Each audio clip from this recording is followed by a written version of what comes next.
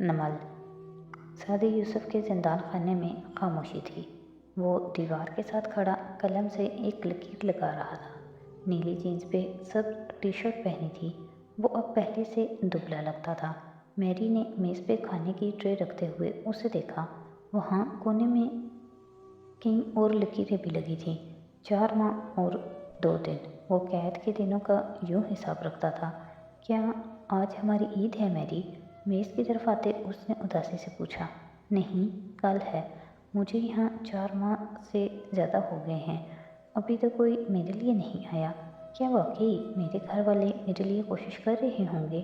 سوچتے ہوئے وہ بے دلی سے کھانا شروع کرنے لگا، پھر رک کر اسے دیکھا۔ میری انجیو، رات کو کیا ہوا تھا؟ تم پڑھتے پڑھتے اس کاؤچ پہ سو گئی تھی، پھر نیند میں ایک دم سے اٹھی اور باہر چلی گئی۔ دیکھو، مجھے تمہارے ادھر آنے پہ اعتراض نہیں، اگر تمہیں پسند آ گیا ہوں تو میرے جیسے ہینڈسم لڑکے۔ بکو مت، تم میرے بیٹے سے چند سال ہی بڑے ہوگے۔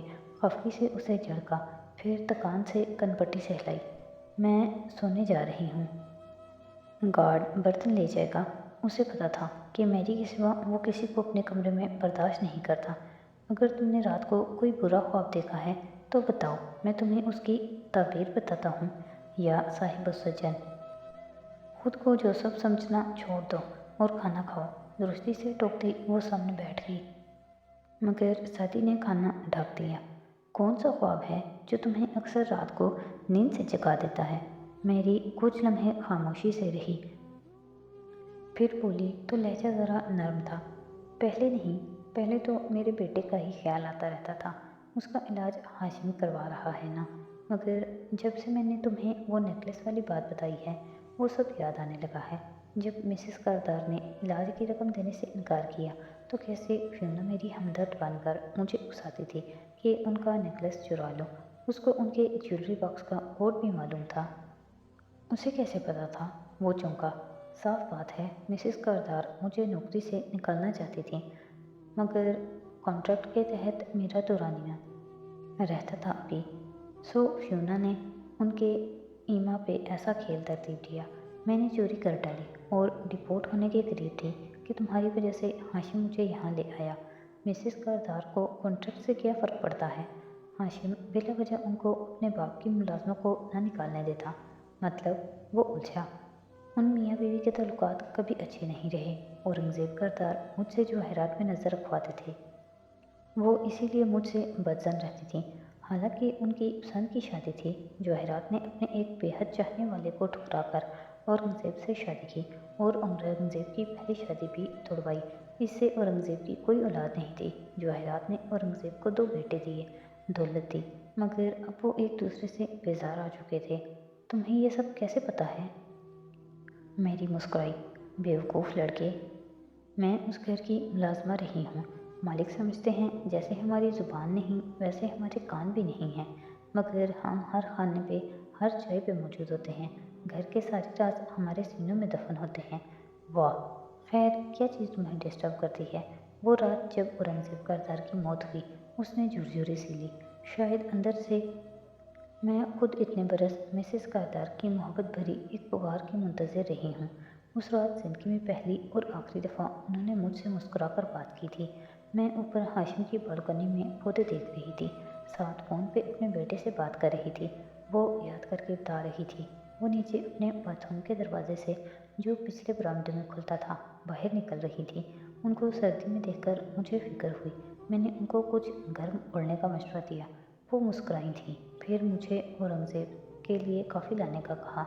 سب اچھا تھا، مگر کچھ وقت بعد اورنگزیب صاحب کی موت ہوئی۔ جھرجھری لے لی۔ اس کے بعد سعدی، وہ کبھی بھی میرے ساتھ اچھی نہیں رہی، ہر وقت ترش اور خفا۔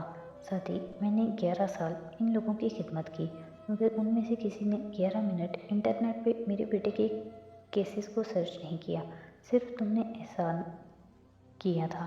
کاش میں نے تمہارے آگے اس قصر کا دروازہ نہ کھولا ہوتا۔ میری، وہ ہمدردی سے آگے ہوا، تم اس رات کو اس لیے بار بار دیکھتی ہو کیونکہ تم نے اورنگزیب کردار جیسے اپنے ایک حمایتی کو کھویا تھا۔ تم دل سے چاہتی ہو کہ وہ واپس آ جائے اور کچھ نہیں۔ کیا میرے خواب کا کوئی مطلب نہیں نکلتا جوزف؟ اسے مایوسی ہوئی۔ اگر ہم قدیم مصر کے قید خانے میں ہوتے اور میرے ساتھ فرعون کی کنیز قید ہوتی تو تمہارا خواب بہت قیمتی ہوتا۔ اس کے بدلے میں یا تو تمہیں سزائے موت دی جاتی اور پرندے تمہارا سر نوچ کھاتے، یا تم ایک دفعہ پھر سے شاہی محل جا کر ملکہ اور اس کے بیٹوں کی خدمت کرتی۔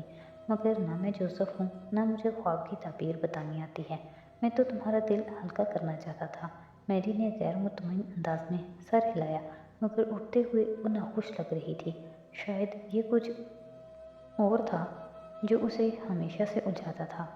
جسٹس سکندر کے ڈرائنگ روم میں درد بتیاں جل رہی تھیں۔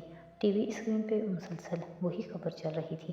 سامنے ٹہلتے جسٹس صاحب نے غصے سے ریموٹ اٹھا کر ٹی وی بند کیا، پھر ہاشم کو دیکھا جو ٹانگ پہ ٹانگ جما کر بیٹھا تھا، بازو صوفے کی پشت پہ پھیلا رکھا تھا اور ناخوشی کے باوجود خود کو پرسکون رکھے ہوئے تھا۔ میرا گھر سے نکلنا تک عذاب کر دیا ہے رپورٹرز نے۔ آپ کو تو کسی نے یہاں آتے نہیں دیکھا؟ نہیں، خاور نے کالونی خالی کروا لی تھی پولیس سے۔ ہاشم نے ناک سے مکھی اڑائی، تبھی خاور اندر داخل ہوا، دروازہ بند کیا اور جسٹس صاحب کے مقابلہ کھڑا ہوا۔ یہ سب نہ ہوا ہوتا سر اگر آپ 20 مئی کو مجھے پوری بات بتاتے۔ آپ نے بتایا کہ ساتھی آپ کو آپ کے بینک اکاؤنٹس کی تفصیلات اور آپ کے افیئر کی تصویر کے ساتھ بلیک میل کر رہا ہے جو اسے آپ کے کمپیوٹر سے ملی تھی۔ یہ سچ ہے؟ اس نے میرے کمپیوٹر کے ریسائیکل بن سے مٹائی ہوئی چیزیں نکال لی تھیں، وہ سچ کہہ رہے تھے۔ اور ویڈیو؟ اس ویڈیو کا کیوں نہیں بتایا آپ نے؟ جسٹس سکندر نے سر جھٹکا اور آگے پیچھے ٹہلنے لگے۔ وہ سخت کبیدہ خاطر نظر آ رہے تھے۔ ہاشم نے قدرے ٹھنڈے انداز میں پکارا، وہ ویڈیو سادی کو کہاں سے ملی تھی؟ میں نہیں جانتا۔ کیا آپ یہ جانتے ہیں کہ وہ اب کس کس کے پاس ہوگی؟ کیونکہ میرے خیال میں یہ فارس قاضی کا کام ہو سکتا ہے۔ ہاشم پر یقین تھا۔ جسٹس سکندر نفی میں سر ہلاتے سامنے صوفے پہ بیٹھے۔ وہ دماغ سے نہیں ہاتھوں سے سوچتا ہے، اتنی لمبی پلاننگ وہ نہیں کر سکتا۔ ہاشم اور خاور ایک دوسرے کو دیکھنے لگے، پھر ہاشم نے گہری سانس لی۔ وہ میرا کزن ہے، میں برسوں سے اس کو جانتا ہوں، یہ اسی کا کام ہے۔ اس لڑکے نے کہا تھا کہ یہ ویڈیو صرف اس کے وکیل کے پاس ہوگی، اگر سادی کو کچھ ہوا تو وکیل اس کو ریلیز کر دے گا۔ خاور نے چونک کر اسے دیکھا۔ ہاشم کے بھی ابرو بھنجے۔ کون ہے اس کا وکیل؟ زمر یوسف نہیں ہے، کوئی اور ہے؟ تو سر اس نے 4 ماہ انتظار کیوں کیا؟ خاور کو الجھن ہوئی۔ اگلے ہی دن ویڈیو کیوں نہ ریلیز کر دی؟ وہ میری ہائی کورٹ جج بننے کا انتظار کر رہا ہوگا۔ میں کوئی عام جج نہیں ہوں، میرا بھائی سیکرٹری ہے، سیاسی خاندان ہے میرا، وہ اب اس کی وجہ سے مجھے استعفیٰ دینا پڑ رہا ہے۔ مجھے نہیں پتا ہاشم، لیکن لڑکا تمہارے پاس ہے، اس پر دباؤ ڈال کر پوچھو کہ ویڈیو کس نے ریلیز کی ہے۔ اس سے پوچھو، ورنہ اگر میں ڈوبا تو یاد رکھنا تم سب کو لے ڈوبوں گا۔ وہ غصے سے انگلی اٹھا کر کہہ رہے تھے۔ ہاشم نے ہاتھ اٹھا کر دھیرج کا اشارہ کیا۔ آرام سے یور آنر، ہارون عبید اور ہاشم کردار جیسے دوستوں کی موجودگی میں آپ کو کچھ نہیں ہوگا۔ مگر واپس کار میں بیٹھتے اس نے خاور سے کہا تھا، سادی سے اس وکیل کے بارے میں پوچھنا ہوگا۔ آپ کو نہیں سر، مجھے پوچھنا ہوگا۔ خاور سختی سے بولا تو ہاشم نے ایک گہری نظر اس پر ڈالی۔ جو بھی پوچھنا منہ زبانی پوچھنا، اسے کسی قسم کا ٹارچر مت دینا۔ خاور اس بات سے شدید کوفت کا شکار ہوا، مگر خاموش رہا۔ اسے فارس سے زیادہ وکیل پہ شبہ تھا۔ انیکسی پہ دم توڑتے ستمبر کی وہ رات قدرے حبس آلود اتر رہی تھی۔ نیچے تہ خانے میں زمر چند کاغذات کھول کھول کر دیکھ رہی تھی اور فارس ادھر ادھر ٹلتے ہوئے فون پہ بات کر رہا تھا۔ حنین انگلی سے میز پہ لکیریں بنا رہی تھی۔ خلجی صاحب نے بھی لاعلمی ظاہر کی ہے، کسی کو نہیں معلوم کہ سادی کا وکیل کون تھا۔ فارس نے فون رکھا تو زمر نے چہرہ اٹھا کر اسے دیکھا۔ بلیک پینٹ پہ گرے شرٹ پہنے، وہ چھوٹے کٹے بالوں پہ ہاتھ پھیرتے الجھا الجھا لگ رہا تھا۔ ہو سکتا ہے فارس سادی نے جھوٹ بولا ہو، اس کا کوئی وکیل نہ ہو۔ نہیں، اس نے کسی کو تو بتایا ہوگا۔ وہ مطمئن نہیں تھا، حالانکہ بھائی کو یہ سب ہمیں بتانا چاہیے تھا۔ حنین نے صرف سوچا، مگر شاید اس کا ذمہ دار سادی نہیں، وہ اور زمر تھیں۔ ویڈیو کی فورینسک جلد آ جائے گی، جج مستعفی ہو جائے گا، مگر وہ کبھی گرفتار نہیں ہوگا۔ ویڈیو جعلی اور اسی پی کی موت طبی قرار دے دی جائے گی۔ کچھ دن بعد میڈیا نیا ایشو پکڑ لے گا اور اس کو سب بھول جائیں گے۔ Welcome to Pakistan. अभी तक सिवाय पुलिस के कोई खुलकर जज की हिमायत में सामने नहीं आया। देखते हैं। इन दोनों की बातों से हुनैन को बोरियत होने लगी तो वो ऊपर चली आई। कल ईद थी। इस दफ़ा हुनैन ने नए कपड़े नहीं लिए थे। अम्मी शादी के लिए भी नए कपड़े नहीं लाई थीं। पता नहीं क्यों वो किचन की गोल मेज़ पे आ बैठी। लाउंज में टीवी चल रहा था और बड़े अब्बा करीब बैठे कोई किताब पढ़ रहे थे। नुसरत उनके साथ आ बैठी। शबनम बाजी के यहाँ से कार्ड आ गया है। अक्टूबर के पहले हफ्ते में उनके बेटे की शादी है। सोच रही हूँ वलीमा भुगता आऊँ ज़किया खाला और सारा के साथ। अम्मी आपका जाना ज़रूरी है क्या? वो सोच में डूबी बोली। बड़े अब्बा ने चौंक कर किताब से चेहरा उठाकर उसे देखा। ए लो, ज़रूरी क्यों नहीं, ख़ानदान का मामला है, फिर कुछ देना दिलाना भी पड़ता है। उफ़ अम्मी, पूरी बात तो सुने। वो चलाई। आपका भी शाइस्ता खाला से वही रिश्ता है ना जो फारिस मामू का है? हाँ तो मामू से कहें ना कि वो चले जाएं। पापा उसे देखते ज़ेर लब मुस्कुराए, मगर नुसरत नहीं समझी थी। उसको क्यों तंग करूं हुनैन?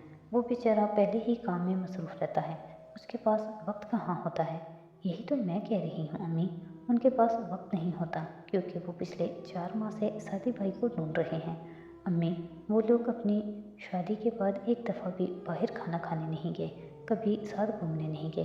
सादी भाई के साथ ये सब उन्होंने नहीं किया। फिर हम क्यों सारा बोझ उन दोनों पे डाल दें और उनको कोई स्पेस ही ना दे? नुसरत चौंक कर उसे देखने लगी।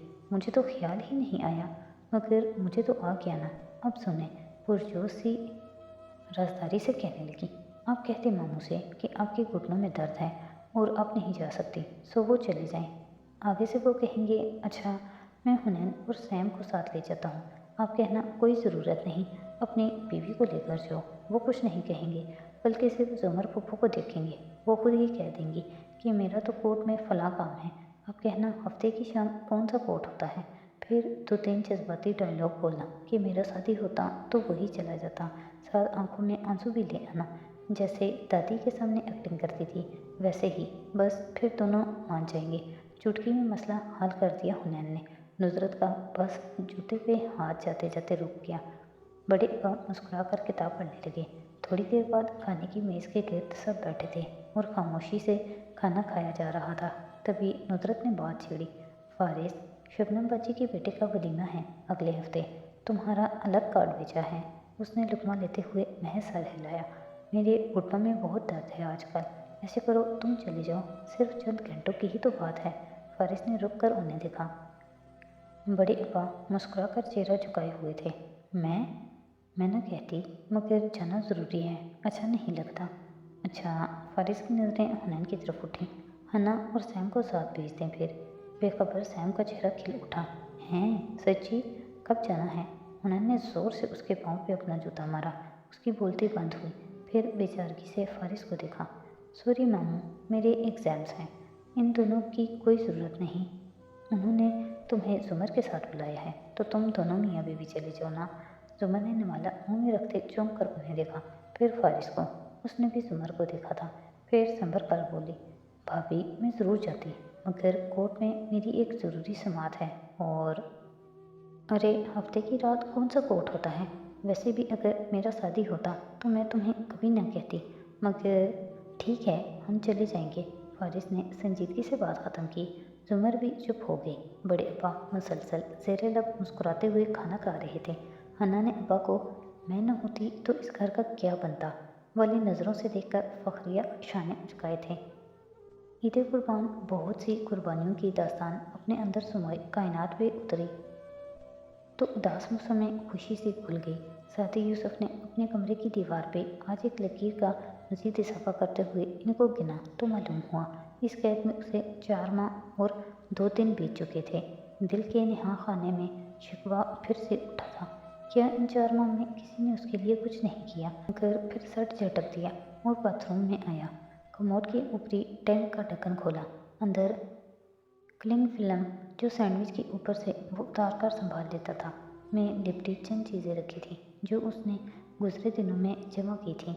गार्ड का लाइटर, एक स्टील का कांटा। कांटे के दांतों को उसने लाइटर से पिघला पिघला कर एक पिक बनाने की कोशिश की थी, मगर वो अभी पूरी तरह से बन नहीं पाई थी। اس کو یاد تھا کہ لاک کیسے کھلتے ہیں، مگر کیا یہ لاکس وہ کھول پائے گا؟